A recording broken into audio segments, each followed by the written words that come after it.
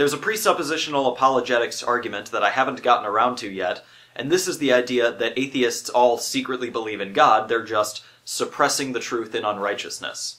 Romans 1:18, "For the wrath of God is revealed from heaven against all ungodliness and unrighteousness of men, who hold the truth in unrighteousness, because that which may be known of God is manifest in them, for God has showed it to them. For the invisible things of Him from the creation of the world are clearly seen, being understood by the things that are made, even His eternal power and Godhead, so that they are without an excuse." This verse is telling us that these people already know that God exists and are suppressing the truth in unrighteousness. Now, when an apologist says this to you, ask them one question, one simple question.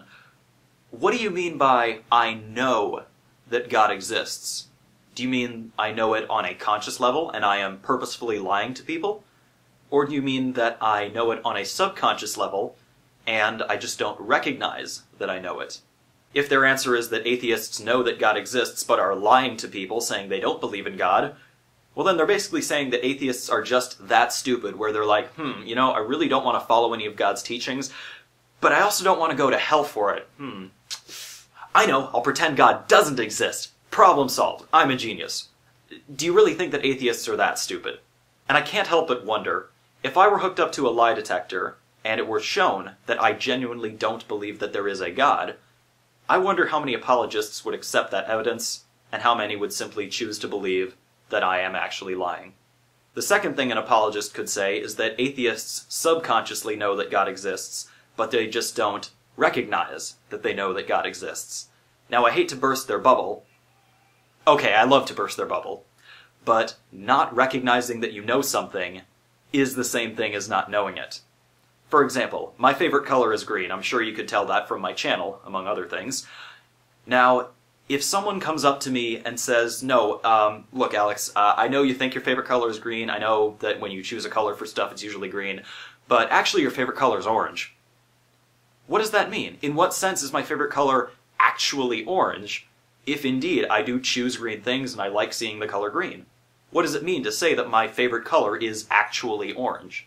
This is an example of the no true Scotsman fallacy, where you have a universal claim, a counterexample to said claim, and rather than dismissing the claim or arguing against the validity of the counterexample, you just modify the universal claim in some nominal way so that from a verbal standpoint it seems that they can fit together.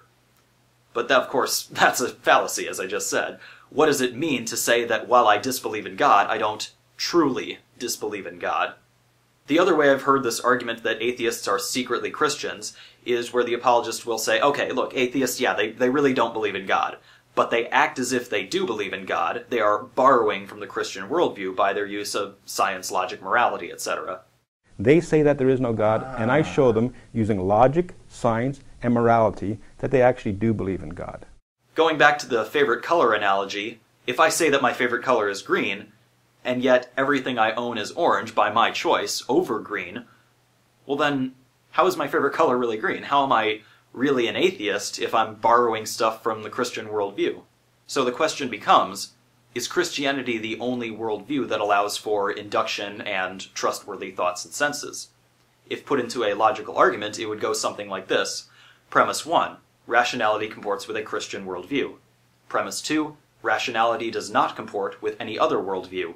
Premise 3, therefore Christianity is the only rational worldview. Now, premise 1, as I've said in my other presuppositional apologetics videos, is simply wrong. This is kind of a key point I made, which is Christianity fares no better than other worldviews in accounting for rationality. And premise 2, if you look closely, you'll see is actually inductive. It says that all other worldviews do not fit with rationality. I'm sorry, have you looked at all other worldviews, every single one? The only way you can make this point is appeal to induction, which is not a good part of a deductive proof. So for all those reasons, this is why I reject the idea that atheists are closet believers.